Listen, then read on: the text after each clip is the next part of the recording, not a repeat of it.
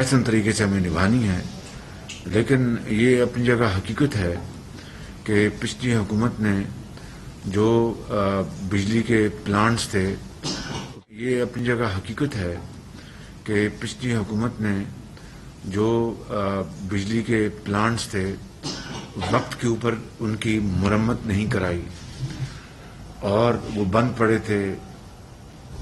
ان plants کو ان چند مہینوں میں ہماری حکومت نے پوری تندہی سے ان کو ریپیئر کروا کے ان کو چالو کروایا۔ اس کے ساتھ ساتھ ایندھن کا بہت بڑا ایک چیلنج سامنے بن کے آیا۔ اس کی ایک سے زیادہ وجوہات ہیں۔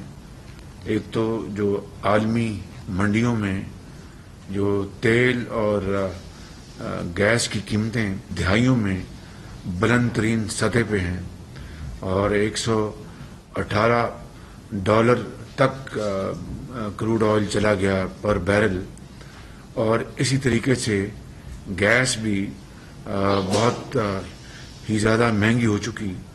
تو یہ ہمیں سوچنا ہوتا ہے کہ ہم اتنے مہنگے تیل کے اوپر اور اتنی مہنگی گیس کے اوپر جب بجلی بنائیں گے تو ہمارا زر مبادلہ اس کے اوپر کتنا خرچ ہوگا، اور جو کہ ہم ایک ایک پائی بچانے کے لیے دن رات کوشش کر رہے ہیں۔ ہم نے یہاں تک کیا کہ جو امپورٹ ہے ہماری خام مال کی، مشینری کی، ان کے اوپر بھی ہم نے پابندی لگائی آج سے 1 مہینہ پہلے، تاکہ ہم سال میں کوئی $2.5-3 ارب اس سے بچا لیں۔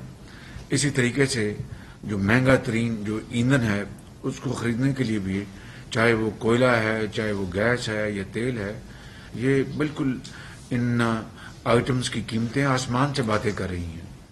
تو ہم نے جو پیچھے ابھی حالیہ ہفتوں میں جو ٹینڈر ہم نے جو منگوائے، اس میں یعنی کئی ٹینڈرز میں بڈز نہیں آئیں، اس لیے کہ وہ گیس جو ہے وہ اب بعض جو ترقی یافتہ ممالک ہیں وہ خرید رہے ہیں، جو ریسنٹ کرائسس جو چل رہا ہے یوکرین کا، اس کی وجہ سے، اور جو سیلر جو ہیں انہوں نے بڈز ہی فائل نہیں کی۔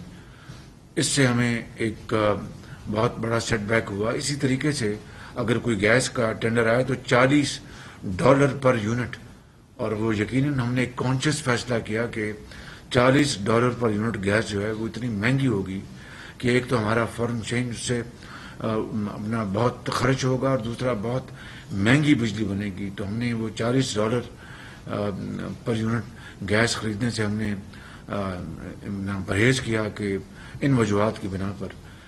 مگر پچھلی حکومت کو جب اللہ تعالیٰ نے ایک موقع عطا کیا تھا کہ وہ سستی ترین گیس وہ خریدتی، اس نے اپنی مجرمانہ غفلت کی بنا پر جب گیس $3 یا $4 پر اسپاٹ مارکیٹ میں مل رہی تھی، وہ انہوں نے سودے نہیں کیے۔ اسی طریقے سے لانگ ٹرم سودے اس زمانے میں گیس کے یہ $5 یا $6 پہ ہو سکتے تھے، وہ نہیں کیے۔ اگر وہ ان کو اتنی بصیرت ہوتی، قوم کی ساتھ ہمدردی ہوتی، اور اپنے وقت جو الزامات پر ضائع نہ کرتے، اور حزب مخالف کے لوگوں کو وہ دیوار سے لگانے کی جو دن رات ان کی کوشش تھی، اس سے آدھا وقت بھی وہ معیشت کو ٹھیک کرنے کے لیے، عوام کے دکھوں کو بانٹنے کے لیے اور کچھ ریلیف دینے کے لیے وہ وقت صرف کرتے، تو آج یہ بدترین صورتحال کبھی پیدا نہ ہوتی۔ یہ ایک بہت بڑا میں سمجھتا ہوں کہ المیہ ہے کہ اس وقت جب میاں نواز شریف صاحب نے جب $13 پر قطر کے ساتھ ڈیل کی تھی G2G، اس وقت پچھلی حکومت نے اس میں اتنے الزامات لگائے کہ خود قطر کے عوام پریشان ہو گئے کہ بھئی اتنا شفاف ایگریمنٹ ہوا، اور اس کے اوپر ایک برادر ملک پاکستان اس میں الزامات لگا رہا ہے، تو ان کا دل کتنا دکھی ہوا ہوگا۔ اس کے بعد ایک اور ایگریمنٹ ہوا 10.4 سینٹس پہ، یہ اپنا 5 سال کا، جو پہلا تھا 13% والا، 13% والا، وہ 15 سال کا ہے۔ تو میں یہ کہہ رہا ہوں کہ اگر $5 پہ اگر یہ حکومت جو اویلیبل تھی گیس اگر یہ کر لیتی لانگ ٹرم تو آج پاکستان کے اندر نہ گیس کا اتنا بڑا بحران ہوتا اور نہ ہی لوڈ شیڈنگ کے حوالے سے اور نہ ہی انڈسٹری اور ایگریکلچر کے حوالے سے اتنا بڑا کرائسس آتا. اس کے لیے ہم اب دن رات بیٹھے ہیں, چاہے وہ کوئلہ ہے چاہے وہ گیس ہے, اس کے لیے پوری کوشش کر رہے ہیں انشاءاللہ انسانی حد تک. اسی لیے بیٹھے ہیں کہ سر توڑ کوشش کر رہے ہیں کہ ہم کس طرح لوڈ شیڈنگ کے اوپر قابو پائیں. اب حالت یہ ہے کہ اگر عوام کے لیے جب ایک بہت شدید گرمی میں جب ان کو پنکھا نہیں چلے تو وہ ویری ڈیفیکلٹ چیلنج کہ, اور اس کے لیے ہم اب سر جوڑ کر بیٹھے ہیں کہ کیا بیسٹ آپشنز اویلیبل ہیں جس سے کہ ہم اپنی جو بجلی کی لوڈ شیڈنگ جو ہے اس میں ہم کمی لا سکیں. عظیم دوست چین کے حوالے سے جو ہمارے سی پیک کے تحت جو کوئلے کے پلانٹ لگے ہیں بجلی جو پیدا کرتے ہیں, اب کوئلہ جو ہے باہر ساؤتھ افریقہ میں اپنا قیمتوں کو آگ لگی ہے بالکل. اس لیے ہم اس وقت یقیناً ایک مشکل صورتحال میں ہیں, لیکن انشاءاللہ اللہ تعالیٰ نے چاہا تو ہم انشاءاللہ ان مشکل حالات سے نکلیں گے. دن رات کوشش جاری ہے.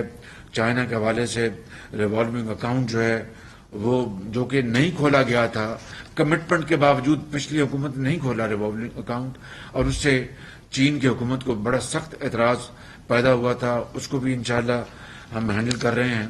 اسی طریقے سے جو ایک حویلی بہادر شاہ میں 1250 میگا واٹ کا ایک نیا پلانٹ جو جرمن کمپنی سیمنز نے ہمارے زمانے میں وہ لگایا تھا, اس کی پہلی ٹربائن 2018 میں پہنچ گئی تھی اپنے سائٹ پر.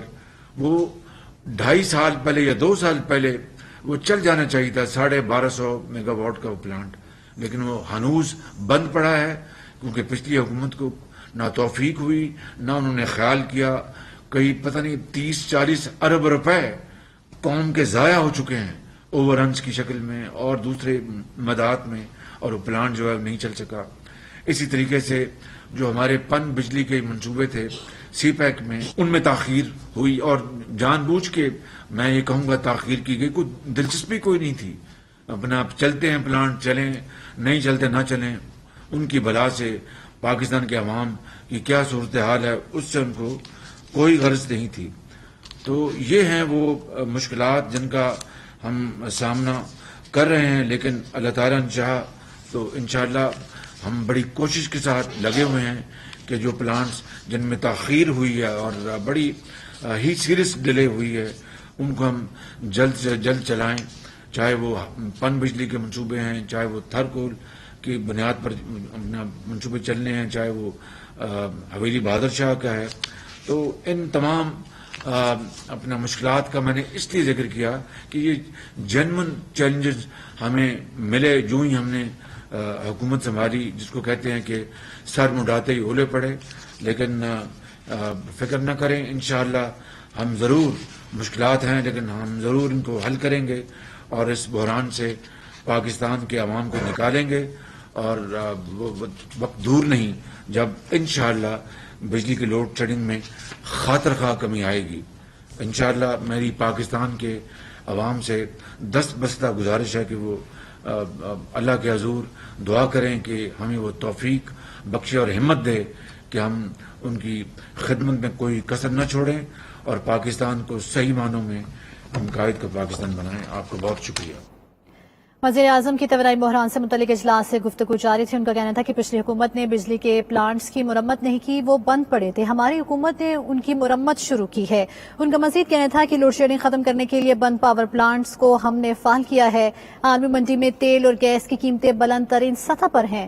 لوڈ شیڈنگ پر قابو پانا ہماری ذمہ داری ہے. پوری دنیا